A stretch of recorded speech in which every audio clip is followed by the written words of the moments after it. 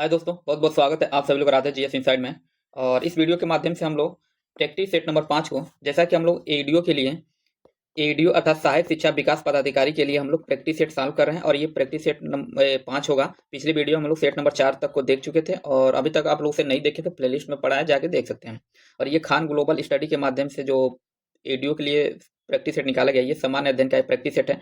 और प्रत्येक practice set में लगभग 100 प्रश्न है, ये तो सभी लोगों को पता ही होगा ही। और देखिए, ये कहने के लिए बस एडीओ का प्रैक्टिस सेट है, लेकिन ये अभी भी हाल ही में जितने एग्जाम होने वाले हैं, जैसे बीएसओ हो गया, एडीओ तो है ही, साथ में एएसओ का जो एग्जाम होने वाला है, बिहार दरोगा का होने वाला है, तो ये सारे मतलब जीएस के प्रश्न लगभग सभी मतलब सब में काम आएंगे। तो इसे आप चाहें तो देख सकते हैं। तो ज़्यादा देरी ना करते हुए शुरू करते हैं। और इसका जो पहला प्रश्न है, देखिए पहला प्रश्न ये कह रहा है कि कोयला भंडारण की दृष्टि से प्रथम स्थान पर कौन सा राज्य है। इसमें कौन सा राज्य दे रहा है? झारखंड, मध्य प्रदेश, छत्तीसगढ़, उड़ीसा। तो आप सभी लोग पता होगा कि जो कोयला भंडारण के माध्यम से सबसे ज्यादा राज्य मतलब सबसे ज्यादा भंडारण कहाँ है? झारखंड में है। और देखिए, कोयला और झारखंड को ना एक नाम से और जानते हैं, किस नाम से? तो इसको कोयला नगरी भी कहा जाता है। कोयला नगरी झारखंड को कहा जाता है। तो अगला प्रश्न क्या रहा है? प्रश्न संख्या 2, ग्रे क्रांति किससे संबंधित है? मत्स्य पालन, उर्वरक, तिलहन या आलू। तो देखिए, ग्रे क्रांति क्या ना, उर्वरक उत्पादन उत्पादन से संबंधित है, अर्थात ऑप्शन नंबर बी हमारा क्या हो जाएगा? सही हो जाएगा, उर्वरक उत्पादन से संबंधित है। और प्रश्न संख्या तीसरा देखते हैं। अगला कार्य है कि जनसंख्या घटने से मानव भूमि अनुपात क्या होता है? घटता है, स्थिर रहता है, या बढ़ता है, या उपयुक्त में से एक से अधिक। तो देखिए, जनसंख्या घटने से आप सभी लोगों को पता होगा कि जैसे जैसे जनसंख्या घटेगी तो मानव भूमि का जो अनुपात क्या होगा? बढ़ेगा ही। तो क्योंकि कारण ये होता है कि इसके संसाधनों की उपलब्धता क्या है ना, प्रति व्यक्ति बढ़ जाती है। तो इसलिए ऑप्शन नंबर 20 का क्या हो जाएगा? सही हो जाएगा।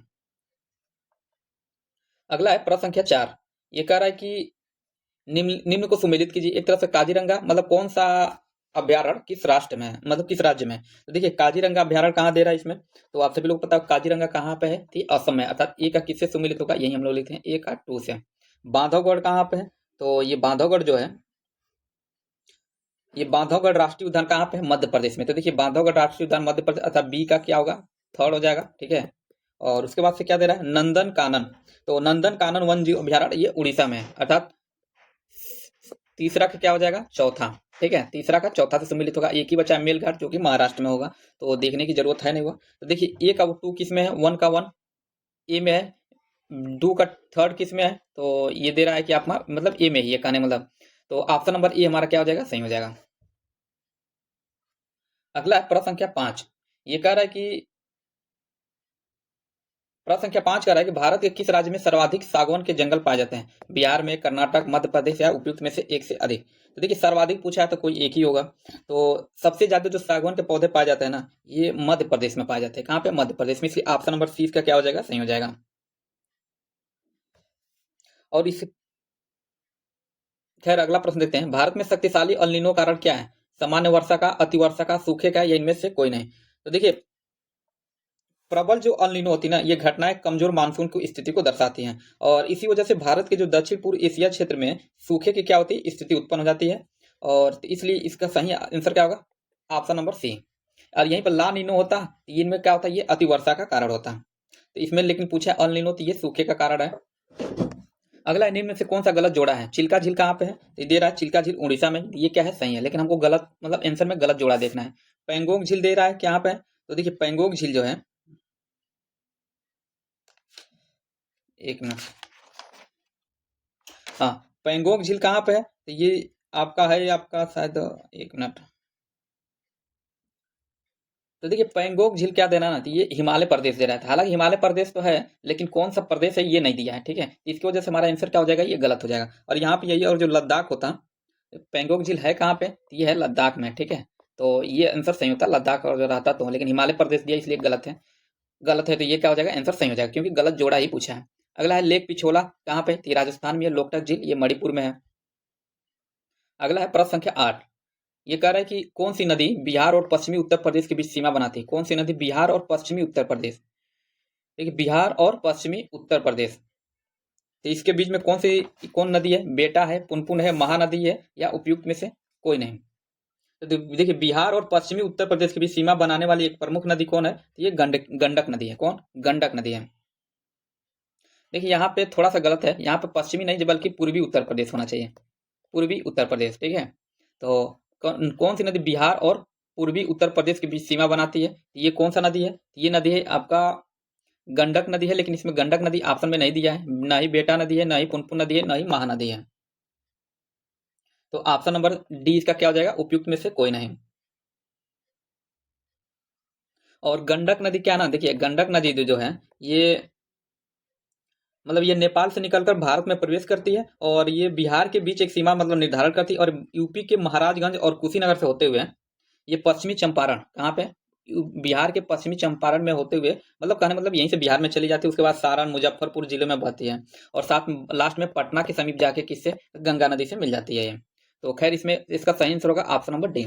अगला है पाल घाट दर्रा निम्नलिखित में से किसको जोड़ता है? गोवा तथा कर्नाटक को, गोवा तथा महाराष्ट्र, केरल तथा तमिलनाडु, या उपयुक्त में से एक से अधिक? तो देखिए पाल घाट जो दर्रा है ये जोड़ता है आपको किसको? केरल तथा तमिलनाडु को, अर्थात ऑप्शन नंबर सी इसका क्या हो जाएगा? सही हो जाएगा। ये केरल तथा तमिलनाडु को जोड़ता है पाल घाट दर्रा। और अगला प्रश्न देखते हैं, प्रश्न संख्या 10। ये कह रहा है प्रश्न संख्या 10 कह रहा है निम्नलिखित भारत की पर्वत श्रेणियां हैं, निम्नलिखित में से भारत की कौन पर्वत श्रेणियां? गारो पहाड़ी, ये तो है ही, नंदा देवी, कामत, या केटू? तो देखिए गारो हिल्स है ना, गारो हिल्स भी है, गारो पहाड़ी भी, नंदा देवी है, कामत भी है, और केटू भी है। देखिए गारो पहाड़ी हिल्स जो है ये भारत के पूर्वोत्तर भाग में मेघालय में स्थित है, तो ये तो होगा ही, ठीक है। और उसके बाद नंदा देवी, तो नंदा देवी ना उत्तराखंड में स्थित है, अर्थात ये भी क्या है? भारत में ही है, ठीक है। और उसके बाद से कामत, तो देखिए कामत क्या है ना उत्तराखंड में ही स्थित है, और ये नंदा देवी से थोड़ा सा क्या है ना पश्चिम में स्थित है, लेकिन खैर कहने मतलब ये भी भारत में है। और केटू सभी लोग पता होगा ही, ये जम्मू कश्मीर में है, और वर्तमान में देखा जाए तो ये लद्दाख का हिस्सा है। और तो जिसमें एक दो तीन चारों के चारों सही होंगे, इसलिए ऑप्शन नंबर डी इसका क्या हो जाएगा? सही हो जाएगा। और अगला प्रश्न है प्रश्न संख्या 11। ये कह रहा है भारत में सामान्य निर्वाचन में एक प्रत्याशी हेतु शैक्षणिक योग्यता के अभाव के संदर्भ में निम्न में से कौन सा कथन सही है?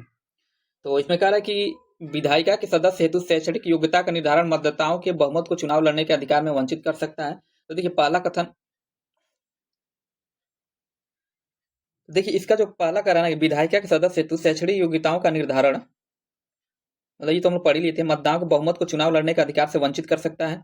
तो हमको लग रहा है कि आप लोग अब थोड़ा इसको अपने स्तर पर देख लीजिएगा, जहां तक मुझे लग रहा है ये कथन भी सही है। और बी कह रहा है विधायिका के सदस्य हेतु उपयुक्त योग्यताओं लोगों की समस्याओं हितों को समझना है, जिसे प्रत्येक 5 वर्ष बाद मतदाताओं द्वारा परीक्षित किया जाता है, ये भी कथन क्या है? सही है। और शैक्षणिक योग्यता ये सभी प्रकार की सेवाओं के लिए उपयुक्त नहीं है, तो ये भी क्या है? सही है। नहीं, जहां तक बी और सी तो कंफर्म लग रहा है कि सही है, लेकिन सी ए जो है थोड़ा सा मुझे डाउट लग रहा है, ये नहीं सही होना चाहिए। लेकिन क्या देखिए शैक्षणिक योग्यता के अभाव में क्या होता है ना, अभाव का तात्पर्य है कि चुनाव लड़ने के लिए किसी भी विशेष शैक्षणिक योग्यता की आवश्यकता नहीं होती है। जैसे कि विधायिका के लिए योग्यताओं का निर्धारण क्या है ना मतदाताओं के अधिकारों तक ही सीमित कर सकता है। तो खैर जो इसमें बी और सी होगा, लेकिन फिर भी उपयुक्त में से एक से अधिक तो आंसर इसका होगा ही। तो आप लोग इसको ऑप्शन नंबर ए को अपने स्तर पर थोड़ा चेक कर लीजिएगा, लेकिन इसका सही आंसर होगा उपयुक्त में से एक से अधिक, क्योंकि बी और सी तो बिल्कुल सही है। अगला है प्रश्न संख्या 11। प्रश्न संख्या 11 का है भारत भारत के राष्ट्रपति के संदर्भ में निम्नलिखित कथनों पर विचार कीजिए। देखिए भारत के संविधान के आर्टिकल 53 में उल्लेख है कि संघ की कार्यकारी शक्ति राष्ट्रपति में निहित है। तो पहला कथन क्या है? बिल्कुल सही है। दूसरा कथन है कि राष्ट्रपति अपने पद पर आसीन होने के बाद 5 वर्ष के लिए पद ग्रहण करता है, तो ये भी क्या है? सही है। तीसरा कह रहा है कथन कि भारत के संविधान के अनुच्छेद 60 में राष्ट्रपति पर महाभियोग की प्रक्रिया के बारे में उल्लेख है। तीसरा कथन क्या है? गलत है, क्योंकि ये राष्ट्रपति पर महाभियोग की प्रक्रिया आर्टिकल 60 नहीं बल्कि 61 के अंतर्गत परिभाषित किया गया है। तो एक और दो सही है, तो एक और दो देखिए केवल ऑप्शन नंबर बी में सही है, इसलिए ऑप्शन नंबर बी हमारा क्या हो जाएगा? सही हो जाएगा। अगला प्रश्न है प्रश्न संख्या 13 कह रहा है भारत के संविधान की प्रस्तावना में कितने प्रकार की स्वतंत्रताएं प्रदान की गई हैं? 2 प्रकार की, 3 प्रकार की, 5 प्रकार की, या उपयुक्त में से एक से अधिक? तो देखिए भारत के संविधान में प्रस्तावना में 5 प्रकार की स्वतंत्रताएं प्रदान की गई, जिससे कि ऑप्शन नंबर सी इसका क्या हो जाएगा? सही हो जाएगा। और ये स्वतंत्रताएं देखा जाए तो विचार, आप सभी लोगों को पता, जो भी प्रस्तावना पढ़ेंगे तो उसमें आता है क्या? एक आता है शब्द विचार, एक होता है अभिव्यक्ति, विचार, अभिव्यक्ति और विश्वास। तीसरा क्या है? विश्वास। नेक्स्ट है धर्म और उपासना। क्या है? धर्म और उपासना, मतलब धर्म और उपासना की स्वतंत्रता, अर्थात 5 प्रकार की स्वतंत्रताएं इसमें परिभाषित की गई हैं, इसलिए ऑप्शन नंबर सी इसका क्या हो जाएगा? सही हो जाएगा। अगला प्रश्न है प्रश्न संख्या 14। कह रहा है सूची 1 को सूची 2 से सुमेलित कीजिए तथा नीचे दिए कूट में सही उत्तर का चयन कीजिए। एक तरफ सूची 1 एक तरफ संवैधानिक प्रावधान है, दूसरी तरफ स्रोत है। देखिए मौलिक अधिकार, तो मौलिक अधिकार कहाँ से लिए गए हैं? ये सभी लोग पता हो, मौलिक अधिकार जो लिए गए ना अमेरिका के संविधान से लिए गए हैं, अर्थात ए का देखिए फोर्थ में सम्मिलित है, ए का फोर्थ में, ए का फोर्थ यहाँ लिखते हैं हम लोग। उसके बाद क्या है, राज्य के नीति निदेशक सिद्धांत। तो देखिए राज्य के नीति निदेशक सिद्धांत जो है ये लिए गए हैं आयरिश के संविधान से, अर्थात आयरलैंड के संविधान से, अर्थात बी का क्या हो जाएगा, थर्ड हो जाएगा, बी का थर्ड। अब देखिए ए का फोर्थ बी का थर्ड किसमें है, सी और डी तो बिल्कुल गलत हो जाएगा क्योंकि ए का फोर नहीं है। और इसकी देखिए ऑप्शन नंबर ए में केवल दिया ए का फोर बी का थर्ड, ठीक है, तो हमें सी और डी देखने की जरूरत नहीं पड़ेगी, हालांकि फिर भी हम लोग से देख लेते हैं, तो सीधे सीधे ऑप्शन नंबर ए इसको सही कर सकते हैं। देखिए अब संसदीय सरकार सभी लोग पता होगा कि ये ब्रिटिश संविधान से लिया गया है, और केंद्र राज्य संबंध ये कनाडा के संविधान से लिया गया है। अगला है प्रश्न संख्या 15, इसको थोड़ा हम लोग छोटा करते हैं क्योंकि बड़ा प्रश्न दिया है। कह रहा है उत्पादन संबंध प्रोत्साहन अर्थात PLI योजना के बारे में निम्नलिखित कथनों पर क्या करिए, विचार करिए। प्रश्न संख्या कौन सा है, ये 15। तो ये कह रहा है कि यह योजना घरेलू विनिर्माण को बढ़ावा देने और मोबाइल फोन निर्माण तथा निर्दिष्ट इलेक्ट्रॉनिक घटकों में बड़े निवेश को आकर्षित करने के लिए उत्पादन से जुड़े प्रोत्साहन को क्या करता है, पेश करता है।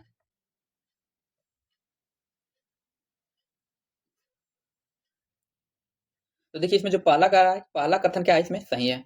दूसरा कह रहा है कि दूसरा कथन हम लोग देखते हैं, पहला कथन सही है और दूसरा कथन है ये योजना, इस योजना में आवेदकों की दो श्रेणियां हैं, वैश्विक कंपनियां और घरेलू कंपनियां। तो देखिए दूसरा कथन क्या है, गलत है, और गलत इसलिए है क्योंकि यह PLI योजना अर्थात यह योजना वैश्विक और घरेलू श्रेणियों में वर्गीकृत नहीं करती है। तो दूसरा कथन क्या है, सही है, सॉरी गलत है। और पूछा है गलत ही कौन है भाई, तो देखिए दो, एक तो सही है तो वो तो होगा नहीं हमारा आंसर में, दो सही है, सॉरी दो क्या है, गलत है, क्योंकि नीचे देखिए पूछा है कौन कथन, गलत कथन पूछा है इसमें, ठीक है, तो दो तो गलत सही है, मतलब दो आंसर में हमारा होगा।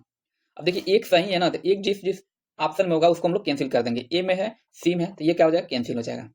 तीसरा कह रहा है कि योजना पात्र कंपनियों को 6 वर्षों की अवधि के लिए भारत में निर्मित और लक्ष्य श्रेणी में शामिल वस्तुओं को बिक्री आधार वर्ष पर लगभग 8 वर्ष का सहन प्रदान करती है। ये भी कथन क्या है, ना ही 6 वर्ष का कोई पाबंदी है, ना ही 8% की है, अर्थात ये भी कथन क्या है, गलत है, अर्थात 2 और 3 गलत है। अब देखिए 2 और 3 किस ऑप्शन में, ऑप्शन नंबर डी बस बचा है, 2 और 3 क्या है, ऑप्शन नंबर डी में 2 और 3 है, इसलिए ऑप्शन नंबर डी क्या हो जाएगा, सही हो जाएगा, क्योंकि इसमें गलत पूछा है, 2 और 3 क्या है, गलत है। चौथा कह रहा है PLI के तहत लक्ष्य श्रेणी में laptop, tablet, all in one PC server और अल्ट्रा स्मॉल फार्म सेक्टर शामिल होंगे, तो ये क्या है, सही, 1 और 4 सही है, और यही पूछा तो कौन सा कथन सही है, तो 1 और 4 होता है, लेकिन गलत पूछा है तो 2 और 3 होगा। अगला प्रश्न, बेरोजगारी आमतौर पर मतलब है नौकरियां उपलब्ध होने पर लोग काम नहीं करते, लोगों को नौकरी नहीं मिलती, या श्रम की सीमांत उत्पादकता शून्य से, या उपयुक्त में से एक से अधिक।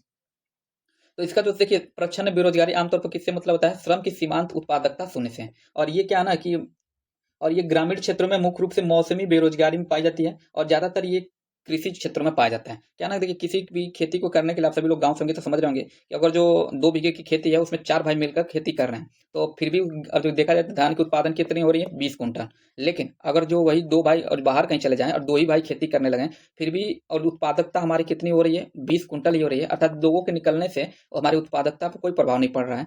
तो एक तरफ देखा जाए तो वो 2 लोग फिजूल की मतलब इसमें लगे हुए थे, अर्थात उनकी उत्पादकता में कोई भागीदारी नहीं थी। तो ऐसे बेरोजगारी को एक तरफ से माना जाए तो वो बेरोजगार ही थे, और ऐसे बेरोजगारी को प्रच्छन्न बेरोजगारी कहा जाता है, इसे छिपी भी हुई बेरोजगारी भी कहते हैं, ठीक है। तो इसका ऑप्शन नंबर सी इसका क्या हो जाएगा, सही हो जाएगा। अगला प्रश्न देखते हैं, प्रश्न संख्या 17। एक कह रहा है निम्नलिखित में से कौन सी अर्थव्यवस्था की केंद्रीय समस्या है, क्या उत्पादन करना है, कैसे उत्पादन, कहाँ उत्पादन करना है, क्या उत्पादन करना है, कैसे उत्पादन कर किसके लिए उत्पादन करना है, या क्या उत्पादन करना है, कहाँ उत्पादन कर किसके लिए उत्पादन करना है, या उपयुक्त में से एक से अधिक। तो देखिए इसका जो सही आंसर हो जाएगा ना, किसी भी अर्थव्यवस्था की जो प्रमुख समस्याएं हैं कि क्या उत्पादन करना है और किस तरह उत्पादन करना है और किसके लिए उत्पादन करना है, ये निर्णय संसाधनों की कमी और असीमित आवश्यकताओं के कारण क्या है, जटिल हो जाते हैं। तो इसलिए option number option number B से हमारा क्या हो जाएगा, सही हो जाएगा। अगला प्रश्न है प्रश्न संख्या 18। अगर भारत को एक अल्प विकसित देश कहा जाता है और इसका कारण क्या है, तो नियोजन की आवश्यकता के कारण, तीव्र गति से जनसंख्या में वृद्धि के कारण, तो देखिए ये तो बिल्कुल सही होगा, कृषि पर अधिक निर्भरता के कारण, ये भी सही होगा, और औद्योगिक उन्नति की मंद गति के कारण, अर्थात ये भी क्या हो जाएगा, सही हो जाएगा। तो इसका जो सही आंसर होगा देखिए 2 3, एक तो गलत है क्योंकि अल्प विकसित में इसको नहीं माना जाएगा, लेकिन 2 3 4 तो होगा ही। तो 2 3 4 देखते हैं किस ऑप्शन में, तो ऑप्शन नंबर डी में, इसलिए ऑप्शन नंबर डी इसका क्या हो जाएगा, सही हो जाएगा। अगला प्रश्न है प्रश्न संख्या 19। ये कह रहा है प्रश्न संख्या 19 कह रहा है कि अतः सदैव सहमति के साथ अक्सर वाणिज्य मंडल वाणिज्य मंडल के निर्देशों पर भारत सरकार चलती है और इसे व्हाइट मैन्स बर्डन कहा जाता है। ये किसने कहा था? बंकिम सिंह चटर्जी, महात्मा गांधी, सच्चिदानंद सिन्हा या राजेंद्र प्रसाद? तो देखिए प्रश्न संख्या 19 है और इसको कहा था किसने? सच्चिदानंद सिन्हा ने। अर्थात ऑप्शन नंबर सी इसका क्या हो जाएगा? सही हो जाएगा। एक बार स्टेटमेंट और पुनः फिर से पढ़ लीजिएगा कि ये कहा क्या है। अगला है प्रश्न संख्या 20। करेक्ट 1905 में सर्वेंट ऑफ इंडिया सोसाइटी की को किसने आरंभ किया था? महात्मा गांधी, गोपाल कृष्ण गोखले, बाल गंगाधर तिलक या एओ ह्यूम? तो इसका सही आंसर हो जाएगा, ये थे देखिए 12 जून 1905 का, तो 12 जेट भी हम लिख देते हैं, 12 जून 1905 को सर्वेंट ऑफ इंडिया सोसाइटी की स्थापना जो थी ये गोपाल कृष्ण गोखले ने किया था। अर्थात ऑप्शन नंबर 20 का क्या है? सही है। और इस संस्था का देखा जाए तो मुख्य उद्देश्य था कि भारतीयों और मतलब भारतीयों को शिक्षा और सामाजिक सेवाओं के माध्यम से समाज के प्रति क्या करना है? जागरूक करना है। तो इसलिए ऑप्शन नंबर 20 का क्या है? सही है। प्रश्न संख्या 21 करेगा डॉक्टर राजेंद्र प्रसाद ने 1946 की अंतरिम सरकार के दौरान कौन सा पोर्टफोलियो संभाला था? रक्षा, गृह, खाद्य और कृषि या उपयुक्त में से कोई नहीं? तो इसका सही आंसर हो जाएगा खाद्य और कृषि। देखिए 1946 में बनी, कब? 1946 में जो बना था अंतरिम सरकार, वो में विभाजन के बाद भारत की प्रशासनिक संरचना को मतलब एक तरह से संतुलित किया गया था और डॉक्टर राजेंद्र प्रसाद को खाद्य और कृषि विभाग की जिम्मेदारियां दी गई थी। इसलिए ऑप्शन नंबर सी का क्या हो जाए? सही हो जाए।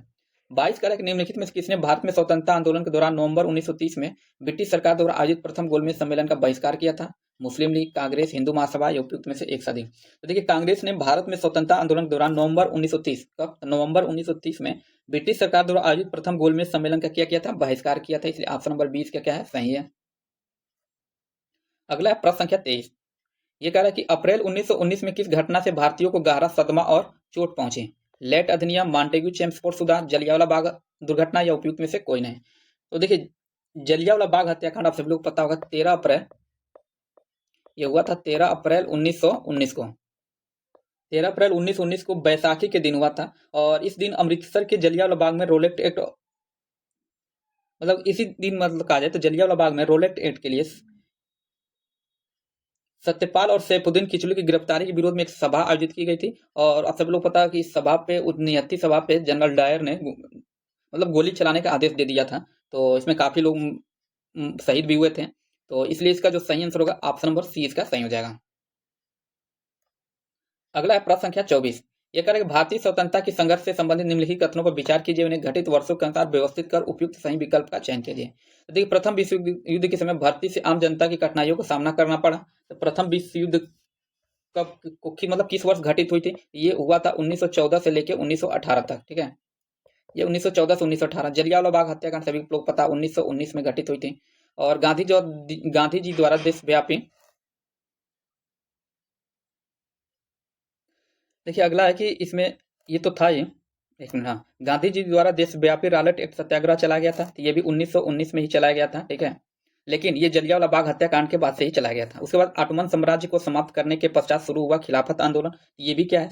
ये 1919 से लेके 1924 तक ही था। ठीक है, तो 1 2 3 4 अर्थात इसका जो सही क्रम है 1 2 पहले कहने मतलब इसका जो सही क्रम है पहले विश्व युद्ध, फिर उसके बाद जलियांवाला बाग हत्याकांड, फिर गांधी जी द्वारा देशव्यापी रॉलेट एक्ट का सत्याग्रह चला गया और उसके बाद ऑटोमन साम्राज्य को समाप्त करने के पश्चात मतलब कहने मतलब 1 2 3 4 देखिए ऑप्शन नंबर डी में, इसलिए ऑप्शन नंबर डी इसका क्या है? सही हो जाएगा। अगला है प्रश्न संख्या 25। ये कह रहा है कि 1916 के लखनऊ सत्र के दौरान भारतीय राष्ट्रीय कांग्रेस के अध्यक्ष कौन थे जहां कांग्रेस लीग समझौते पर हस्ताक्षर किए गए थे? ये कौन थे? अंबिका चरण मजमूदार, बाल गंगाधर तिलक, एनी बेसेंट या उपयुक्त में से एक से अधिक? इसका जो सही आंसर हो जाएगा देखिए 1916 में जो लखनऊ सत्र के दौरान भारतीय राष्ट्रीय कांग्रेस के अध्यक्ष जो थे ये अंबिका चरण मजमूदार थे। अर्थात ऑप्शन नंबर ए इसका क्या हो जाएगा? सही हो जाएगा। उसके बाद निम्न में से कौन सा ईस्ट इंडिया कंपनी के सिपाहियों को विद्रोही बनाने का कारण नहीं था? इसमें पूछा कौन सा कारण नहीं था। तो इसमें जो दे रहा है ईसाई धर्म फैलाने के लिए कंपनी अधिकारियों को प्रयास, तो ये तो था, तो ये हमारा आंसर में नहीं होगा। उसके बाद कह रहा है जहाज पर यात्रा करने के लिए सिपाहियों का आदेश भर्ती की रोकथाम, तो ये भी क्या है? सही है। और उसके बाद सी कह रहा है अधिकारियों की अक्षमता, तो देखिए ये मतलब ये कारण नहीं था। तो इसलिए हमारा जो सही आंसर हो जाएगा ऑप्शन नंबर सी इसका हो जाएगा। ठीक है, और अगला प्रश्न है प्रश्न संख्या 27। एक निम्नांकित में से किसने हिंदी भाषा को भारत की राष्ट्रभाषा के रूप में स्वीकारा व पहली बार स्वराज शब्द का प्रयोग किया था? राजा राम मोहन राय, स्वामी दयानंद सरस्वती, स्वामी विवेकानंद या बाल गंगाधर तिलक? इसका सही आंसर हो जाएगा देखिए स्वराज्य शब्द का प्रयोग सर्वप्रथम किसने किया था? तो स्वामी दयानंद सरस्वती ने ही किया था और दयानंद सरस्वती ने ही सबसे पहले हिंदी को राष्ट्रभाषा माना था और ये आर्य समाज के संस्थापक भी थे। एक प्रश्न यहाँ से भी पूछता है और इन्होंने हिंदी को राष्ट्रभाषा माना था, और इनका जन्म देखा जाए ना, तो इनका जन्म जो हुआ था गुजरात में हुआ था। कहाँ पे इनका जन्म जो हुआ था? गुजरात में हुआ था। इसलिए ऑप्शन नंबर बी हमारा क्या है? सही है। अगला है प्रश्न संख्या 28। ये कह रहा है निम्नलिखित को सुमेलित करके सही उत्तर का चयन कीजिए। समाचार पत्र एक तरफ दिया, दूसरे तरफ क्या है? संपादक है। तो फ्री हिंदुस्तान के संपादक कौन थे? तो ये थे फ्री हिंदुस्तान के जो संपादक थे ना, ये तारकनाथ दास थे। कौन? तारकनाथ दास, अर्थात वन का डी। अब देखिए वन का डी किससे सम्मिलित होगा? वन का डी है, ठीक है। अब देखिए वन का डी है, तो ए और सी तो बिल्कुल कैंसिल हो जाएगा। उसके बाद इंडियन ओपिनियन, तो देखिए इंडियन ओपिनियन के संपादन कौन थे? तो ये महात्मा गांधी थे, अर्थात टू का ए हो जाएगा। टू का क्या है? ए है। और उसके बाद से क्या है? इंडियन ओपिनियन, और नहीं सॉरी, फ्री हिंदुस्तान के, एक मिनट रुकिए जरा, उल्टा पुल्टा हो गया, देखते हैं। देखिए फ्री हिंदुस्तान के जो संपादक थे ये तारकनाथ दास थे, तारकनाथ दास, अर्थात वन का डी हो गया। उसके बाद इंडियन ओपिनियन, तो देखिए इंडियन ओपिनियन के संपादक महात्मा गांधी खुद थे, अर्थात टू का ए हो जाएगा। टू का ए। उसके बाद वॉइस ऑफ इंडिया, जो तीसरा दिया है वॉइस ऑफ इंडिया, तो वॉइस ऑफ इंडिया के संपादक दादा भाई नौरोजी थे, अर्थात तीसरे का बी हो जाएगा। तीसरे का बी हो जाएगा। अब एक ही बचा है बंगाली, जिसके संपादक थे सुरेंद्र नाथ बनर्जी। तो देखिए वन का डी, दूसरे का ए और तीसरे का बी, केवल ऑप्शन नंबर बी में दिए, इसलिए ऑप्शन नंबर बी क्या है? सही है। उसके बाद से प्रश्न संख्या 29। ये कह रहा है निम्न में से किस वायसराय के कार्यकाल में भारतीयों को राय बहादुर और खान बहादुर उपाधियां प्रदान करना प्रारंभ हुआ था? रिपन के समय में, लॉर्ड लिटन या लॉर्ड मेयो या डफरिन के समय में? तो भारतीयों को राय बहादुर और खान बहादुर उपाधियां प्रदान करने का प्रारंभ करने वाला पहला वायसराय कौन था? तो लॉर्ड लिटन ही था, इसलिए ऑप्शन नंबर बी क्या है? सही है। और ये देखिए और इसके ही कार्यकाल में यह प्रथा शुरू हुई थी, और क्या ना, इससे भारतीयों को ब्रिटिश शासन के प्रति वफादारी का प्रतीक मतलब ये माना जाता था। तो अगला है कि प्रश्न संख्या 30। बंबई के पुर्तगाली राजकुमारी से विवाह के उपलक्ष्य में इंग्लैंड के राजकुमार को दे दिया गया था, उस राजकुमार का नाम क्या था? कहने मतलब कि जो बंबई से पुर्तगाली राजकुमारी से विवाह के उपलक्ष्य में बंबई को दहेज के रूप में दे दिया गया था, लेकिन उस मतलब किस राजकुमार से उस पुर्तगाली राजकुमारी का शादी हुआ था? तो उसका जो नाम था चार्ल्स द्वितीय था। ऑप्शन नंबर ए क्या है? सही है। अगला है प्रश्न संख्या 31। कह रहा है इनमें से किसने अपनी माता पिता के नाम पर विजयनगर के पास नागलपुरम की एक उपनगरीय बस्ती की स्थापना किया था? किसने किया था? हरिहर ने, बुक्का ने या कृष्णदेवराय या उपयुक्त में से एक से अधिक? तो देखिए इसका जो सही आंसर हो जाएगा प्रश्न संख्या कौन सा? 31। तो देखिए विजयनगर साम्राज्य के तुलु वंश के शासक कृष्णदेवराय किसके वंश के शासक थे? ये तुलु वंश के शासक थे। और तुलु वंश के शासक कृष्णदेवराय ने अपनी माता नांगल देवी के नाम पर एक विजयनगर के पास एक नागलपुरम में एक उपनगरीय बस्ती की स्थापना किया था, और इसलिए इसका ऑप्शन नंबर सी इसका क्या हो जाएगा? सही हो जाएगा। कृष्णदेवराय जो थे ये 1509 से लेके 1529, कब से? 1509 से लेकर 1529 तक शासन किया था।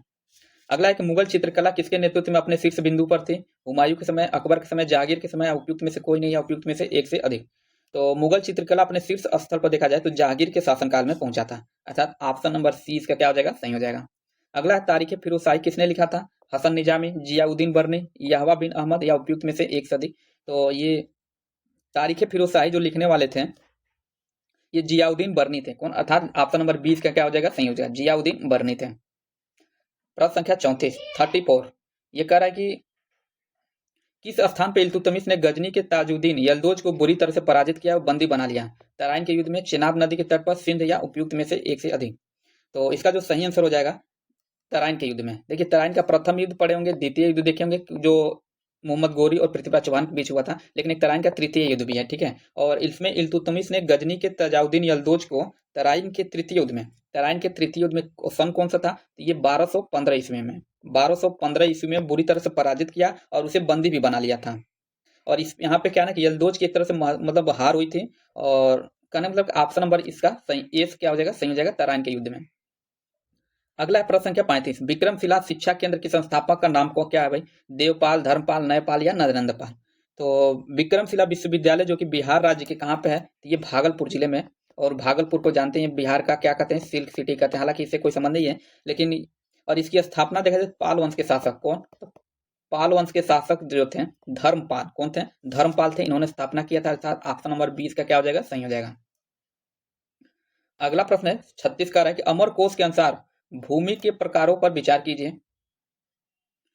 तो उर्वरा किसको कहते थे? तो देखिए उर्वरा भूमि को किस नाम से जाना जाता था?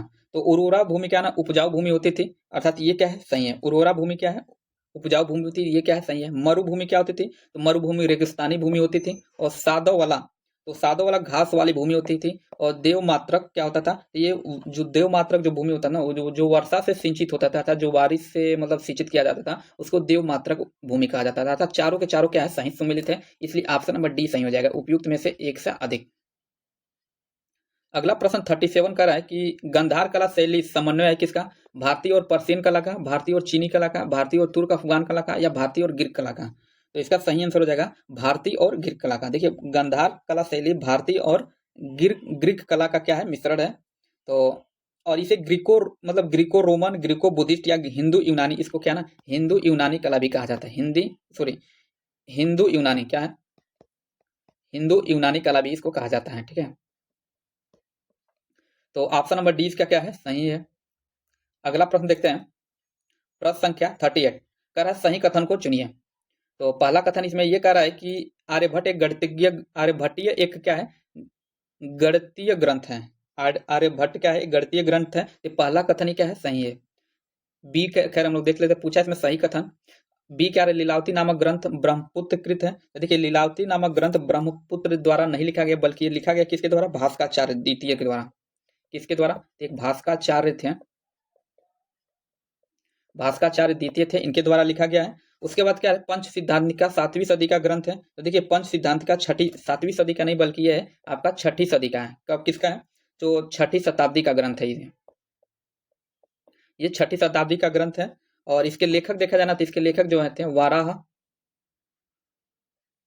इसके लेखक जो थे वाराह मिहिर थे। कौन, वाराह मिहिर। तो ये भी क्या है, गलत है। उसके बाद गणित सार संग्रह में शून्य की संख्या नहीं माना गया है, गणित सार संग्रह में शून्य को संख्या नहीं माना गया है। तो देखिए गणित सार संग्रह ये किसके द्वारा लिखा गया है, महावीर द्वारा, महावीर के द्वारा लिखा गया है। और इस ग्रंथ में शून्य को भी एक संख्या के रूप में माना गया था। तो ये भी कथन क्या है, गलत है। तो वो कथन एक सही है, इसलिए ऑप्शन नंबर ए इसका क्या हो जाएगा, सही हो जाएगा। अगला करें अशोक को, प्रश्न संख्या 39, अशोक को बुद्ध धर्म में दीक्षित करने का श्रेय किसे दिया जाता है, निग्रोध को, उपगुप्त को, या मोगली पुत्रतिस को, या उपयुक्त में से एक से अधिक। तो देखिए दीपवंश तथा महावंश के अनुसार कहा जाता है, किसके वंश, दीपवंश और महावंश के अनुसार। ठीक है, इसके अनुसार बुद्ध मतलब अशोक को बुद्ध धर्म में दीक्षित मतलब दीक्षित मतलब किसने किया था, निग्रोध ने किया था।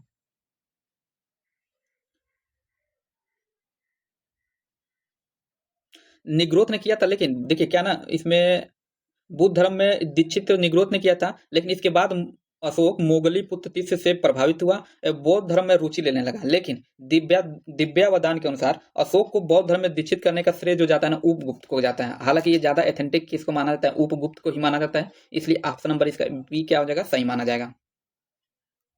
अगला है प्रश्न संख्या 40, ये कह रहा है कि निम्न में से कौन सा मिलान सही है। एक अंग एक तरह से महाजनपद दे दिया, मतलब महाजनपद के जो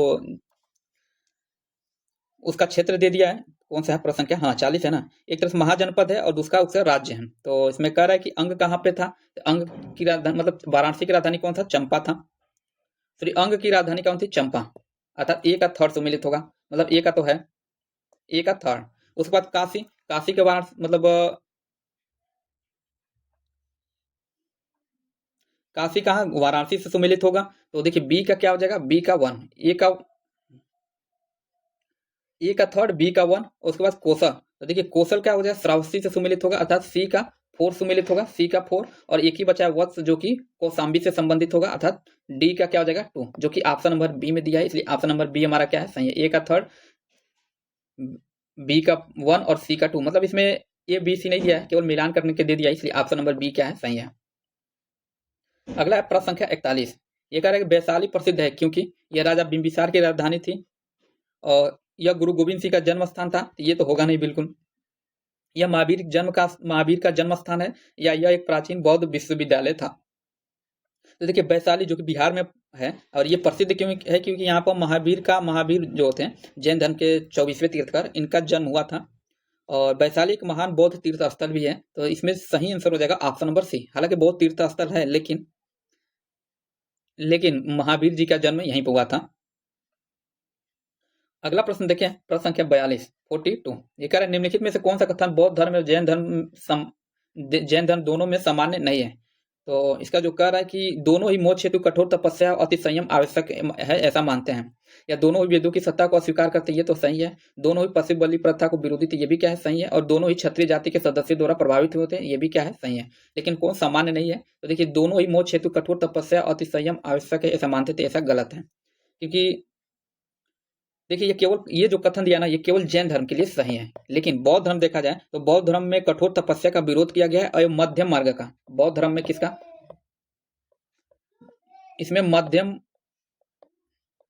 मार्ग को अपनाने की बात कही गई, इसलिए ऑप्शन नंबर ए क्या हो जाएगा, सही हो जाएगा।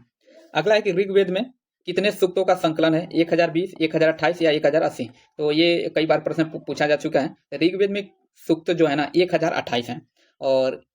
और मंडल की बात करा जाए तो इसमें 10 मंडल हैं। किसने, इसमें 10 मंडल हैं।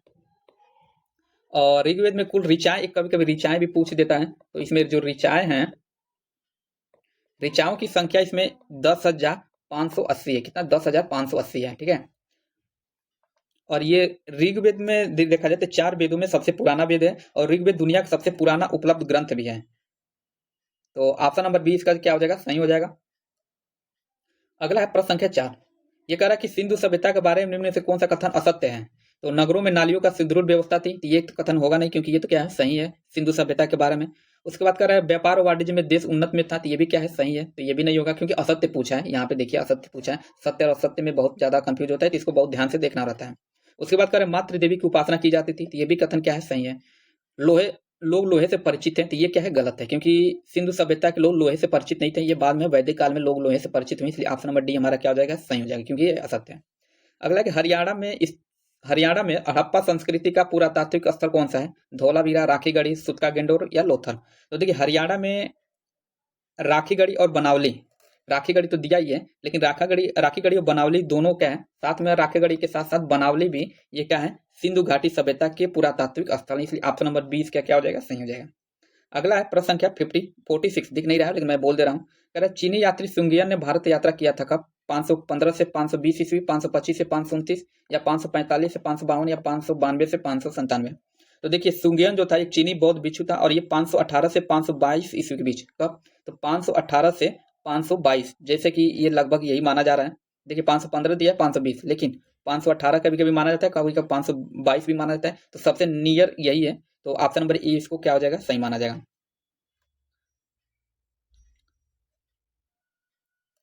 अगला प्रश्न देखते हैं, ये 47 प्रश्न है। कह रहा है कि बिहार में सूची, खनिजों की सूची और सूची 2 प्राप्त स्थान से संबंधित कीजिए तथा सूचियों के नीचे दिए कूटों का प्रयोग करके सही उत्तर चुनिए। एक तरफ सूची 1 है, दूसरी तरफ सूची 2 है।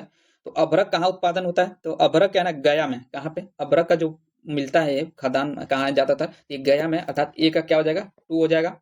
और उसके बाद से स्वर्ण कहाँ है, तो देखिए स्वर्ण जो है ना जमुई, जो कि मुंगेर में भी मिलता है, तो बी का क्या हो जाएगा, 1 हो जाएगा। अब देखिए ए का 2, बी का 1, ए का 2, बी का 1 केवल ऑप्शन नंबर सी में मिल रहा है। देखिए ऑप्शन नंबर सी इसका क्या हो जाएगा, सही हो जाएगा।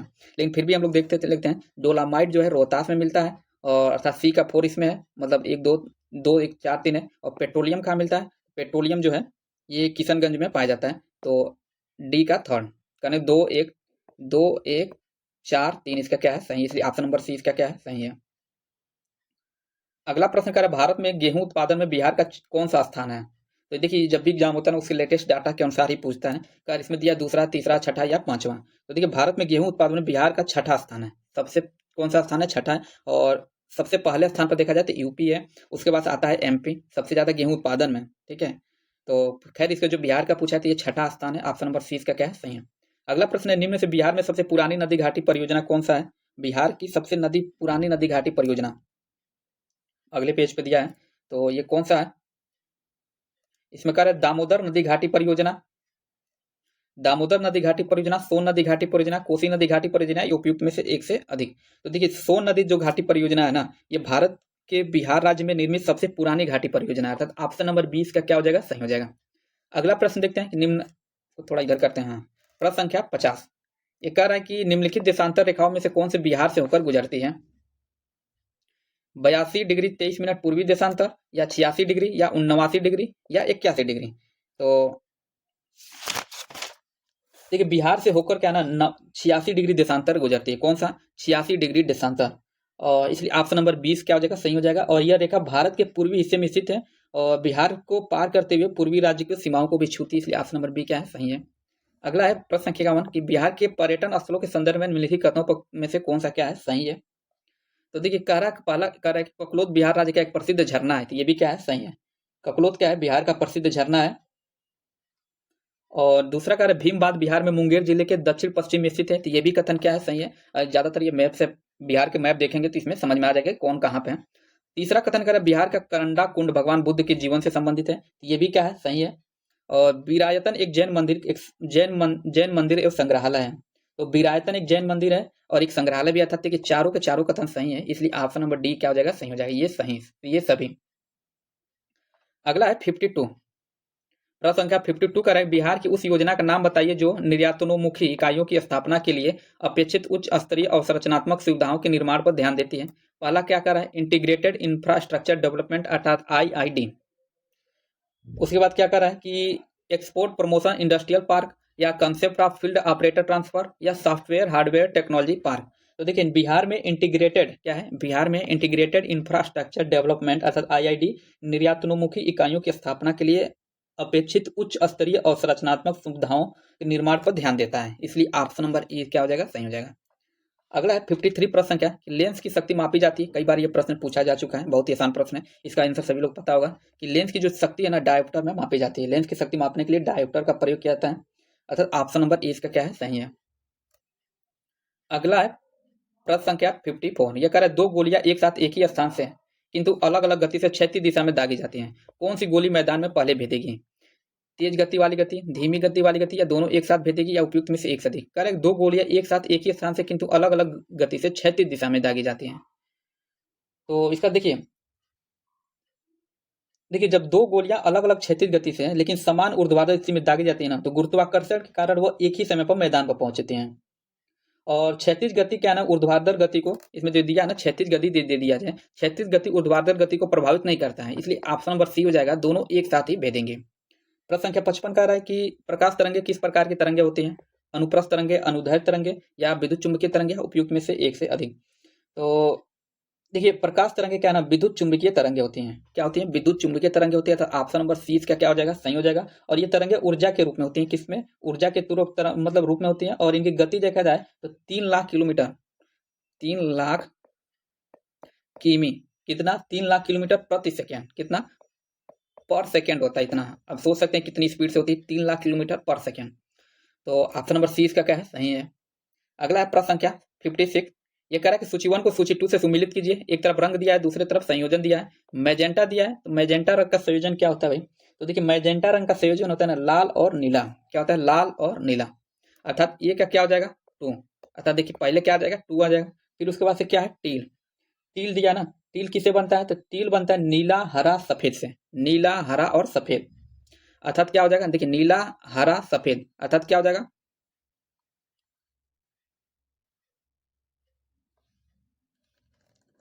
एक मिनट, नीला हरा सफेद, और इसमें होता है नीला, सॉरी नीला होता है, टील में क्या होता है नीला होता है, हरा होता है, नहीं टील में जो होता है नीला होता है, लाल होता है और सफेद होता है। एक बार अपने स्तर पर आप लोग चेक कर लीजिए, जहां तक मुझे लग रहा है इसका सही आंसर होगा नीला लाल और सफेद होता है टील में, अर्थात 2 और 4। उसके बाद क्या है मौग, तो मौग जब रंग का जो चयन होता है इसका जो होता है नीला हरा और सफेद, अर्थात थर्ड। जो मौग का क्या होता है नीला हरा और सफेद होता है। एक ही बचा है सियान, तो सियान का क्या होता है ये हरा और नीला होता है, अर्थात डी का क्या हो जाएगा 1, हरा और नीला, डी का 1 हो जाएगा। अब देखिए 2 4 3 है, 2 4 3 केवल ऑप्शन नंबर ए में, इसलिए ऑप्शन नंबर ए इसका क्या हो जाएगा सही हो जाएगा। अगला दे रहा है किसी दिए गए चालक की प्रतिरोधकता निर्भर करती है किस पे, तापमान पर, चालक की लंबाई पर, या अनुप्रस्थ काट के क्षेत्रफल, या उपयुक्त में से एक से अधिक। तो देखिए चालक की प्रतिरोधकता मुख्यतः 2 कारकों पर निर्भर करती है। पहला तो यह है कि पदार्थ की प्रकृति पर, जैसे कि कौन सा पदार्थ है, जैसे कि तांबा चांदी लोहा क्या है, तो हालांकि इस पे वो पदार्थ की प्रकृति तो दिया नहीं है, लेकिन दिया है दूसरा कारण क्या होता है ना ये होता है तापमान पर, तो जो कि तापमान दिया है, इसलिए ऑप्शन नंबर ए क्या हो जाएगा सही हो जाएगा। अगला है प्रश्न संख्या 58 कि बर्फ का गलनांक क्या है भाई, तो बर्फ का गलनांक क्या होता है, तो बर्फ का जो गलनांक होता है इसमें दे रहा है कि 0 डिग्री सेंटीग्रेड या 273 केल्विन या 373 केल्विन। देखिए बर्फ गलनांक होता है जो 0 डिग्री सेल्सियस होता है, ये साथ में 273 केल्विन, 273 केल्विन, अर्थात ए और बी, ए और बी दोनों सही है, इसलिए इस उपयुक्त में से एक से अधिक आंसर क्या हो जाएगा, सही हो जाएगा। देखिए सेल्सियस में देखा जाए तो 0 डिग्री सेल्सियस और केल्विन में देखा जाए तो 273 केल्विन होता है, तो डी ऑप्शन सही हो जाएगा। अगला है 59, सबसे कम अंतर आणविक बल किसमें होता है, ठोस में, द्रव में, गैस में या प्लाज्मा में। तो प्लाज्मा अवस्था में क्या है, देखिए प्लाज्मा अवस्था में सबसे कम अंतर आणविक बल होता है, और इसलिए ऑप्शन नंबर डी इसका क्या हो जाएगा, सही हो जाएगा। नेक्स्ट है, किस अम्ल से दूध में खट्टापन पैदा होता है, टार्टरिक अम्ल, लैक्टिक अम्ल, ब्यूटरिक अम्ल या एसिटिक अम्ल। तो देखिए दूध खट्टा होने का मुख्य कारण होता है ना, उसमें लैक्टिक अम्ल की उपस्थिति है। लैक्टिक मतलब उसमें लैक्टिक अम्ल का बनना या लैक्टिक अम्ल का उपस्थिति कह सकते हैं, कुछ भी हो सकता है। तो ऑप्शन नंबर 20 का क्या है, सही है। नेक्स्ट है कांसा मिश्रण है, कांसा किस चीज का बना होता है, तो देखिए कांसा जो होता है ना, ये दे रहा है क्या, टीन और जिंक का, जिंक और लेड का, टीन और लेड का, या कापर और टीन का। तो कांसा जो बनता है ना, ये कांसा जो कि एक मिश्र धातु है, और ये कापर और टीन का बना होता है, कापर और टीन का। कापर देखा जाए तो इसमें लगभग होता है आपका 88%, कितना होता है, 88% कापर होता है, और 12% क्या होता है इसमें, टीन होता है, 12% टीन होता है, इसलिए ऑप्शन नंबर डी इसका क्या है, सही है। अगला है प्रश्न संख्या 38, सॉरी 38 नहीं, एक मिनट, कहाँ आ गए हम लोग भाई, एक मिनट, अच्छा 61 हो गया था ना, हाँ। अगला हम लोग यहाँ से देखेंगे 62 प्रश्न है कि हाइड्रोजन को जलाने से क्या बनेगा भाई, ऑक्सीजन, राख, मिट्टी या पानी। तो हाइड्रोजन को जलाने से आप सब लोग को पता होगा कि पानी बनता है, और इसलिए सबसे मतलब एक तरह से देखा जाए तो सबसे मतलब पर्यावरण से मुक्त जो ईंधन देखा जाए तो हाइड्रोजन को ही माना जा रहा है, क्योंकि इसके जलने से पानी के उत्पादन होती है। तो हाइड्रोजन के जलने पर ऑक्सीजन के साथ अभिक्रिया करने पर ये H2O बनाता है, तो ऑप्शन नंबर डी इसका क्या हो जाएगा, सही हो जाएगा। 63 कह रहा है कि वाणिज्यिक उर्वरकों में निम्नलिखित में से कौन से बड़े तीन प्राथमिक पोषक तत्व हैं, nitrogen, phosphorus, potassium, sodium, potassium और कैल्शियम, या कार्बन, हाइड्रोजन और ऑक्सीजन। तो इसका सही आंसर हो जाएगा, देखिए रासायनिक उर्वरकों में देखा जाए तो सर्वाधिक उपयोग होने वाले तीन तत्व हैं, इसमें नाइट्रोजन आता है, फास्फोरस आता है और पोटेशियम आता है, अतः ऑप्शन नंबर ए इसका क्या है, सही है।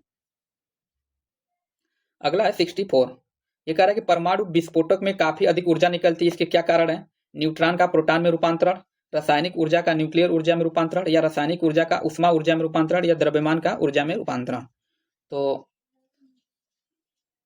देखिए द्रव्यमान का ऊर्जा में रूपांतरण, परमाणु विस्फोटक में काफी अधिक ऊर्जा निकलती है, इसके क्या कारण है, तो देखिए परमाणु विस्फोटक में अत्यधिक ऊर्जा निकलती है और द्रव्यमान के ऊर्जा में रूपांतरण के कारण निकलती है। और ये देखा जाए तो आइंस्टीन के जो प्रसिद्ध समीकरण था E=mc², उस पे क्या है, उस पे मतलब एक तरफ से आधारित है, उसी पे आधारित है। तो ऑप्शन नंबर डी इसका क्या हो जाएगा, सही हो जाएगा। 65 कह रहा है किसे कोशिका की आत्महत्या की थैली कहा जाता है, राइबोसोम को, अंतर्द्रव्य जालिका, गालिका या लाइसोसोम। तो लाइसोसोम को कोशिकाओं की आत्मघाती थैली कहा जाता है, इसलिए ऑप्शन नंबर डी इसका क्या हो जाएगा, सही हो जाएगा। अगला है 66, कह रहा है जीन प्रवर्धन तकनीकी जिसे पीसीआर कहते हैं को किसने विकसित किया था, मूरे ने, फिशर ने, मूलिस ने या वेंटर ने। तो इसका जो सही आंसर होगा, जीन प्रवर्धन तकनीकी पीसीआर को विकसित करने का श्रेय ना केरी मूलिस को दिया जाता है, मूलिस को, इनका पूरा नाम क्या था, केरी मूलिस। तो ऑप्शन नंबर सी इसका क्या हो जाएगा, सही हो जाएगा। अगला कह रहा है कि अपूर्ण को, आगे डेट डेट दिया है पहले ही, को अपूर्ण कवक कहा जाता है, फाइको माइसिटिस को, या एस्को माइसिटिस को, या ड्यूरो माइसिटिस को, या उपयुक्त में से एक से अधिक। तो देखिए ड्यूरो ड्यूरो सॉरी ड्यूटूरो क्या है, इसमें दिया है सी डी जो दिया है, ड्यूट्यूरो माइसिटिस, इसी को क्या कहा जाता है, अपूर्ण कवक कहा जाता है, इसलिए ऑप्शन नंबर सी हमारा क्या है, सही है।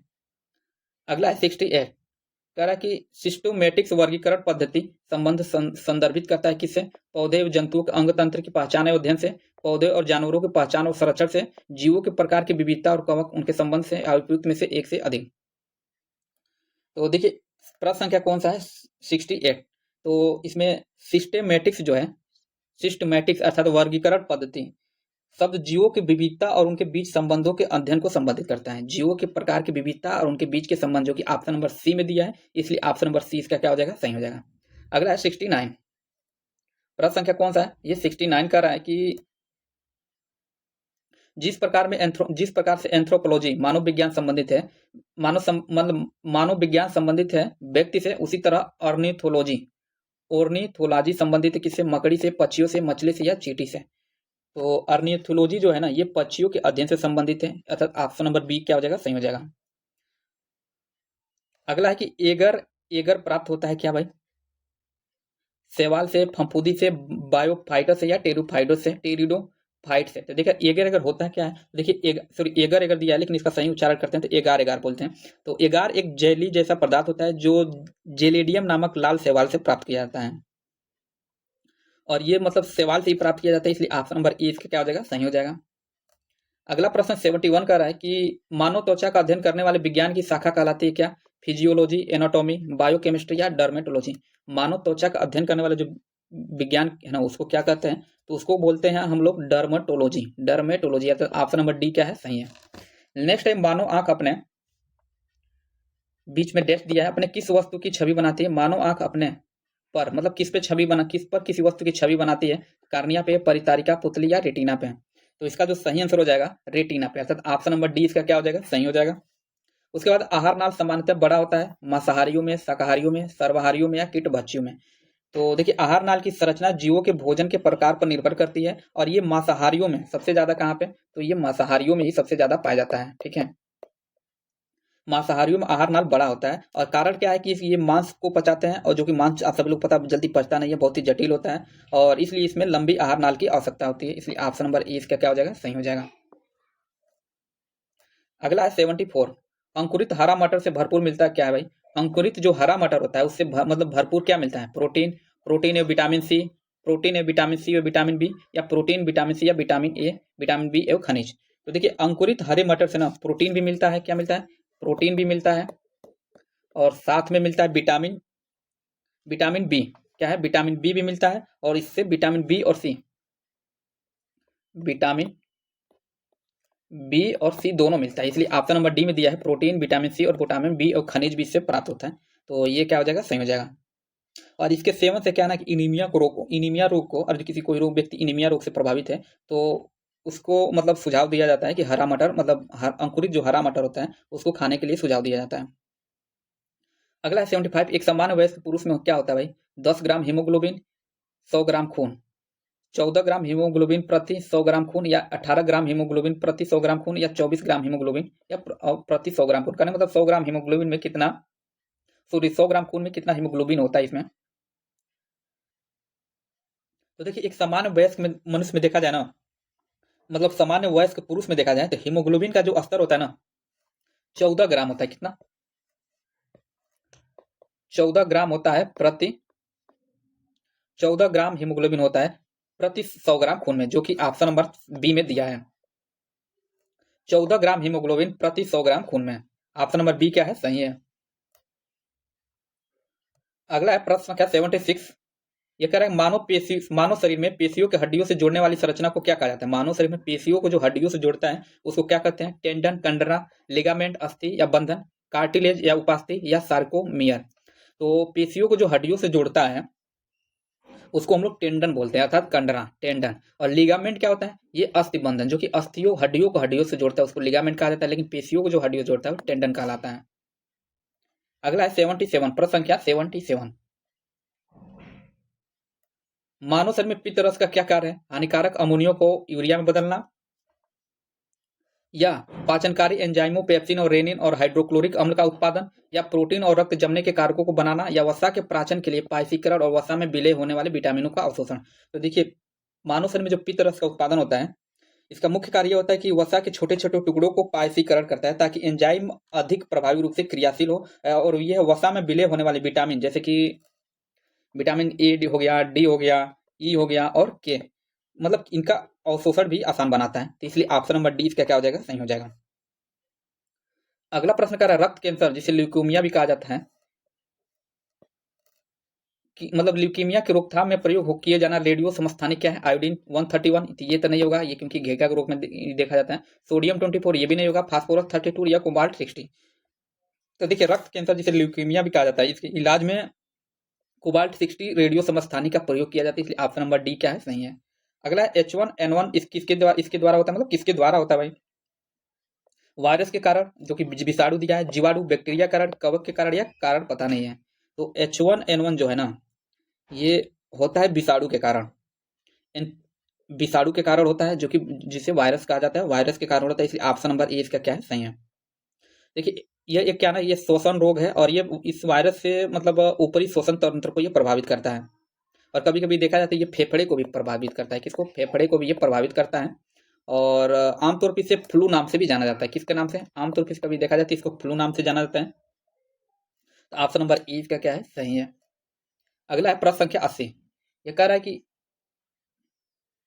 लाइकेन किस वायु प्रदूषक के प्रति संवेदनशील होते हैं? Carbon monoxide, methane, sulphur dioxide या उपयुक्त में से एक से अधिक? तो देखिए लाइकेन क्या है ना, सल्फर डाइऑक्साइड के, हालांकि ये वायु प्रदूषण के प्रति संवेदनशील तो है ही, लेकिन उसमें भी किस प्रदूषण मतलब कौन से पदार्थ के कारण? तो सल्फर डाइऑक्साइड प्रदूषण के कारण। सल्फर डाइऑक्साइड के प्रति अत्यधिक क्या है, ये संवेदनशील है, इसलिए ऑप्शन नंबर सी क्या हो जाएगा? सही हो जाएगा। अगला है 81। आलू का कौन सा भाग खाया जाता है? मूल, तना, पत्ता या फली? तो देखिए आलू में खाने वाला जो भाग होता है ना, उसको क्या बोलते हैं? तना बोलते हैं। क्या है? तना बोलते हैं। और इसी तना को एक शब्द और भी बोलते हैं, कंद भी बोलते हैं। इस तना को क्या कहते हैं? कंद भी कहते हैं। और आलू से हमें सभी लोग पता होगा कि carbohydrate, potassium, vitamin vitamin C मतलब ज्यादातर मिलता है। और आलू से फाइबर भी मिलता है, विटामिन सी भी मिलता है। और आलू, देखिए आलू के छिलकों को हम लोग फेंक देते हैं, लेकिन आलू के छिलके में भरपूर पोटेशियम होता है। क्या होता है? पोटेशियम। ये बहुत कम ही लोगों को पता होगा कि आलू के छिलके में भरपूर रूप से पोटेशियम होता है। तो ऑप्शन नंबर 20 का क्या है? सही है। अगला है मानव प्रजनन में निषेचन आरंभ करने में महत्वपूर्ण भूमिका निभाने वाला पदार्थ फर्टिलाइजिन का स्रवण कहाँ से होता है? ध्रुवीय से, एक्रोसोम से, परिपक्व अंड से या ब्लास्ट पोर से? तो इसका जो सही आंसर हो जाएगा, देखिए फर्टिलिजिन एक ग्लाइकोप्रोटीन है, और इसका श्रावण जो होता है ना, श्रवण कहा जाए तो परिपक्व अंड मतलब, और परिपक्व अंड के वाय सतह से होता है, इसलिए ऑप्शन नंबर सी इसका क्या हो जाएगा? सही हो जाएगा।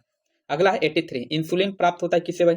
अदरक के प्रकंद से, डहेलिया की जड़ों से, वाल्सम पुष्प से या आलू के कंद से? तो देखिए इंसुलिन एक प्रकार का पेप्टाइड हार्मोन होता है, और इसकी संरचना क्या होती है? 51 एमिनो अम्ल से बना होता है, 51 एमिनो अम्ल से। ठीक है। मुख्य रूप से जो प्राप्त होता है ये डहेलिया की जड़ों से प्राप्त होता है। तो ऑप्शन नंबर बी क्या हो जाएगा? सही हो जाएगा। 84 का प्लाज्मोडियम वाइवक्स मानव में अंतः परजीवी है, और ये पाया जाता है आरबीसी में, डब्ल्यूबीसी में या एपिथीलियम में? तो इसका सही हो जाएगा। देखिए प्लाज्मोडियम वाइवोवक्स जो मलेरिया रोग का कारण होते हैं, ये एक तरह से सूक्ष्म अंतः परजीवी है जो मानव शरीर में जीवन चक्र के 2 चक्रों में पूरा होता है। और यकृत और देखा जाए तो लीवर और लाल रक्त कोशिकाएं जिसे आरबीसी कहा जाता है, ये मतलब इसमें अपनी असंख्य संख्या को बढ़ाते हैं। तो कहने मतलब ये लीवर में पाए जाते हैं, आरबीसी में पाए जाते हैं, इसलिए ऑप्शन नंबर ए इसका क्या हो जाएगा? सही हो जाएगा। अगला है 85। सऊदी अरब और कुवैत द्वारा हाल ही में खोजी गई तेल की बड़ी मात्रा किस क्षेत्र में स्थित है? खापजी तेल में, वाफरा तेल क्षेत्र के दक्षिण में, या न्यूट्रल जोन विवाद रहित क्षेत्र के नॉर्थ वाफरा वारा बरगान क्षेत्र में, या कुवैत के उत्तरी तेल क्षेत्र में? तो इसका जो सही आंसर हो जाएगा, देखिए सऊदी अरब और कुवैत ने हाल ही में न्यूट्रल जोन अर्थात विवाद रहित क्षेत्र में एक महत्वपूर्ण तेल की बड़ी मात्रा में तेल की खोज की घोषणा की, इसलिए ऑप्शन नंबर सी इसका क्या हो जाएगा? सही हो जाएगा। 86 का आर्थिक मामलों के मंत्रिमंडलीय समिति में ने किस नवरत्न कंपनी को अपनी सहायक कंपनी में 7,000 करोड़ के निवेश के लिए विशेष रियायत दी है? एनटीपीसी लिमिटेड को, कोल इंडिया लिमिटेड को, या एनएलएलसी इंडिया लिमिटेड को, या गेल इंडिया लिमिटेड को? तो इसका जो सही आंसर हो जाएगा, ये सही आंसर होगा एनएलसी इंडिया लिमिटेड। आर्थिक मामलों के मंत्रिमंडलीय समिति ने नवरत्न कंपनी को मतलब एनएलसी इंडिया लिमिटेड कंपनी को अपनी सहायक कंपनी में 7,000 करोड़ के निवेश के लिए विशेष रियायत दी है। अगला प्रश्न है प्रश्न संख्या 87। ये कह रहा है दिल्ली में गंभीर वायु प्रदूषण से निपटने के लिए किस तकनीकी के माध्यम से कृत्रिम वर्षा कराने की ऐतिहासिक परियोजना शुरू की जा रही है? Fog cannon, smart tower, cloud seeding या आयनीकरण? तो हाल ही में काफी चर्चा में था। हालांकि दिल्ली में कई बार मतलब क्लाउड सीडिंग कराया गया, लेकिन बारिश हुआ नहीं। बारिश कराने के लिए क्लाउड सीडिंग का, देखिए दिल्ली सरकार ने शहर के गंभीर वायु प्रदूषण की समस्याओं को निपटने के लिए क्लाउड सीडिंग के माध्यम से बारिश कराने की कोशिश की, लेकिन हुआ नहीं। ठीक है, लेकिन खैर जो पूछा है किसके माध्यम से, तो ऑप्शन सी क्या हो जाएगा? सही हो जाएगा, क्लाउड सीडिंग।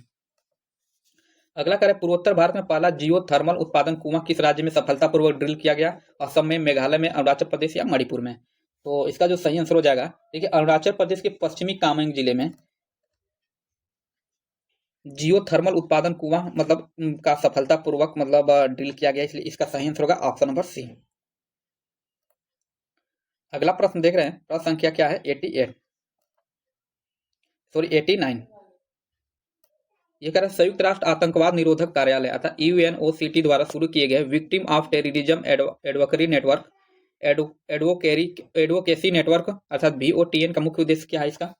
तो आतंकवादियों को वित्तीय सहायता प्रदान करना, आतंकवाद से प्रभावित व्यक्तियों और समुदायों के लिए एक सहायक मंच प्रदान करना, या आतंकवाद विरोधी कानूनों को और कठोर बनाना, या सदस्य देशों के बीच सैन्य सहयोग बढ़ाना। तो इसका जो मुख्य उद्देश्य था, आतंकवाद से प्रभावित व्यक्तियों और समुदायों के लिए एक सहायक मंच प्रदान करना, इसलिए ऑप्शन नंबर बी क्या है, सही है। अगला है प्रश्न संख्या 90 कि अमेरिकन म्यूजिक अवार्ड अर्थात AMA जीतने वाली पहली भारतीय मूल की संगीतकार कौन है? नोरा जोन्स, MIA, या राजा कुमारी, या अंजुला देवी। तो देखिए, भारतीय अमेरिकी रैपर और गायिका गीतकार राजा कुमारी को अमेरिकन म्यूजिक अवार्ड अर्थात AMA जीतने वाली पहली भारतीय मूल की संगीतकार बन गई हैं, अर्थात ऑप्शन नंबर सी इसका क्या हो जाएगा, सही हो जाएगा। अगला है प्रश्न संख्या 91, मेरा गांव मेरी धरोहर MGMD पोर्टल का मुख्य उद्देश्य क्या है?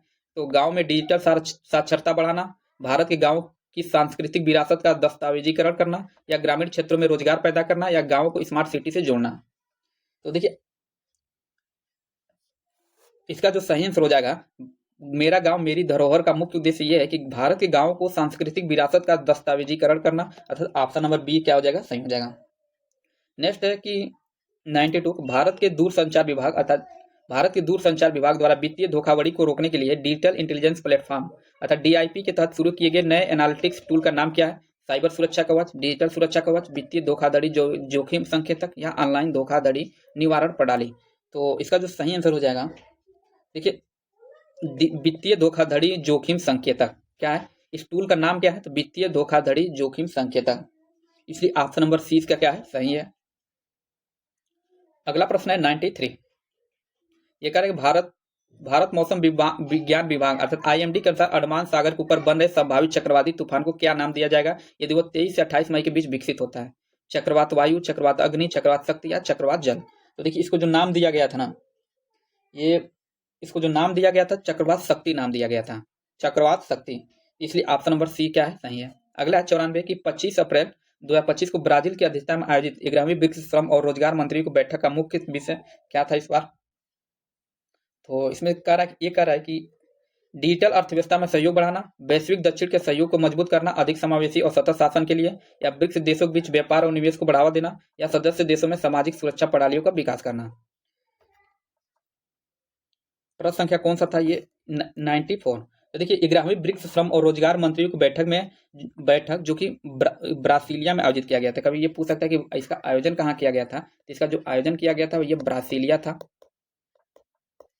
ये ब्रासीलिया में था, और इसका मुख्य विषय था वैश्विक दक्षिण के सहयोग को मजबूत करना, और अधिक समावेशी और सतत शासन के लिए, ऑप्शन नंबर बी क्या है, सही है। अगला है मॉर्गन स्टैनली ने मई 2025 में जारी अपनी नवीनतम आर्थिक रिपोर्ट के अनुसार वित्त वर्ष 27 के लिए भारत की सकल घरेलू उत्पादन GDP की वृद्धि दर का अनुमान कितना लगाया है? 6.1%, 6.2%, 6.3 या 6.5। तो देखिए, मॉर्गन स्टैनली ने मई 2025 में जारी अपनी आर्थिक रिपोर्ट में वित्त वर्ष 2027 के लिए भारत की सकल घरेलू उत्पाद GDP में वृद्धि दर का अनुमान 6.5 अनुमान लगाया था, 6.5, जो कि ऑप्शन नंबर डी में दिया, इसलिए ऑप्शन नंबर डी क्या है, सही है। अगला है प्रश्न संख्या 96, ये कह रहा है कि पर्यटन मंत्रालय की चलो इंडिया पहल का मुख्य उद्देश्य क्या है? तो भारतीय नागरिकों को मुफ्त यात्रा कराना, या प्रवासी भारतीयों को भारत के लिए पर्यटन राजदूत के रूप में कार्य करने हेतु प्रोत्साहित करना, या घरेलू पर्यटन को प्रतिबंधित करना, या भारत में नए होटल बनाना। तो देखिए, पर्यटन मंत्रालय ने चलो इंडिया नामक अनूठी पहल शुरू की है, और इसका उद्देश्य दुनिया भर में बसे प्रवासी भारतीयों को भारत के पर्यटन राजदूत के रूप में जोड़ना है। तो देखिए, इसका ऑप्शन नंबर बी क्या हो जाएगा, सही हो जाएगा। 96 कह रहा है कि हाल ही में कौन सी भारतीय पेट फूड कंपनी $1 अरब मूल्यांकन के साथ यूनिकॉर्न बन गई है? हेड्स ऑफ पार्टेल्स, या मार्स से पेट केयर इंडिया, या ड्रूल्स, या पेडिग्री इंडिया। तो इसका जो सही आंसर हो जाएगा, देखिए, बेंगलुरु स्थित पेट कंपनी जो कि क्या है, ड्रूल्स आधिकारिक तौर पर यूनिकॉर्न बन गई है। क्या है, ड्रूल्स, अर्थात ऑप्शन नंबर सी क्या है, सही है। प्रश्न संख्या 98, ये कह रहा है कि बिहार में रबी विपणन सीजन 2025-26 के लिए गेहूं खरीद की न्यूनतम समर्थन मूल्य क्या निर्धारित किया गया है? 2350 प्रति क्विंटल, या 2400 रुपया प्रति क्विंटल, या 2425 क्विंटल, या 2500 प्रति क्विंटल। तो देखिए, बिहार सरकार के खाद्य उपभोक्ता संरक्षण विभाग ने रबी विपणन सीजन 2025-26, ठीक है, 2025-26 के लिए गेहूं की खरीद पर न्यूनतम समर्थन मूल्य निर्धारित किया किसने? 2425, अर्थात 2425 प्रति क्विंटल, अर्थात 2425 रुपया प्रति क्विंटल। देखिए, 2425 याद रखेंगे, आसानी से याद हो जाएगा। अगला प्रश्न है 99, बिहार में सिंगल यूज प्लास्टिक पर प्रतिबंध को प्रभावी ढंग से लागू करने के लिए किस विभाग को नोडल एजेंसी बनाया गया है? पर्यावरण, वन एवं जलवायु परिवर्तन विभाग, नगर विकास एवं आवास विभाग, या उद्योग विभाग, या बिहार राज्य प्रदूषण नियंत्रण। तो देखिए, बिहार में सिंगल यूज प्लास्टिक पर लगे प्रतिबंध को सख्ती से लागू करने और उन उल्लंघनकर्ताओं के खिलाफ कार्रवाई करने के लिए राज्य सरकार ने किसके माध्यम से? तो पर्यावरण, वन, जलवायु एवं परिवर्तन विभाग, अर्थात ऑप्शन नंबर ई इसका क्या हो जाएगा? सही हो जाएगा। मतलब इसके मतलब इसी को नोडल एजेंसी बनाया है। तो सॉरी, एक मिनट गलत हो गया। हम ये बिहार राज्य प्रदूषण नियंत्रण बोर्ड के माध्यम से, किससे? बिहार राज्य प्रदूषण नियंत्रण बोर्ड के माध्यम से, ठीक है।